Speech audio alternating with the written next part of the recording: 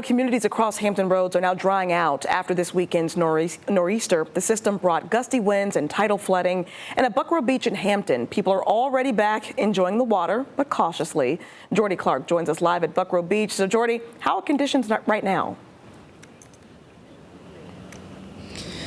Hey, Ashley, so you can definitely probably hear the surf still churning behind me. And although the worst is over, after talking to, local residents and officials, they say that you definitely still have to be cautious, especially around the water, because although the skies are clear, we do see just how big those tides could get. And it's just something to be mindful of if you were, planning to get back in that water.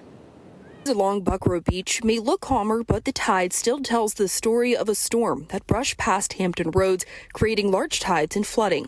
Michael Holtzclaw with the city of Hampton says crews are assessing the aftermath. Obviously, Buckroe looks very different today than it did on Sunday. When the tide went out, it cleared up. City crews spent the day clearing storm drains, making sure any leftover debris doesn't cause more flooding when the next tide rolls in. We live on the water. We live with the water. And so you have to be proactive.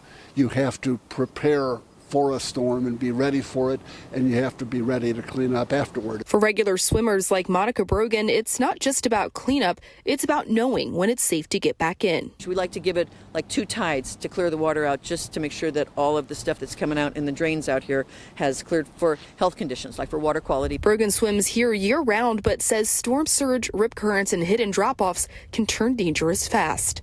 And we never swim alone. We are very careful of where we are, our surroundings. City officials echo that message. Don't let calm conditions fool you. Even the day after a storm, the water can still be unpredictable. For someone who is not experienced in the water, or for small kids, yeah, it's going to be rougher today than what you're used to. At Buckroe Beach, the waves will settle soon, but the lessons remain. Prepare early and respect the water long after the storm has passed.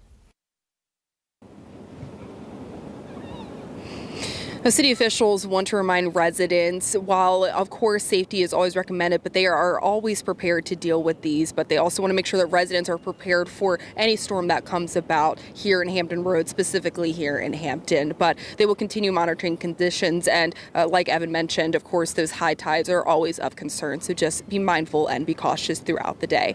But for now, live in Hampton, Jordy Clark, 13 News Now. All right, Jordy, thank you for that report.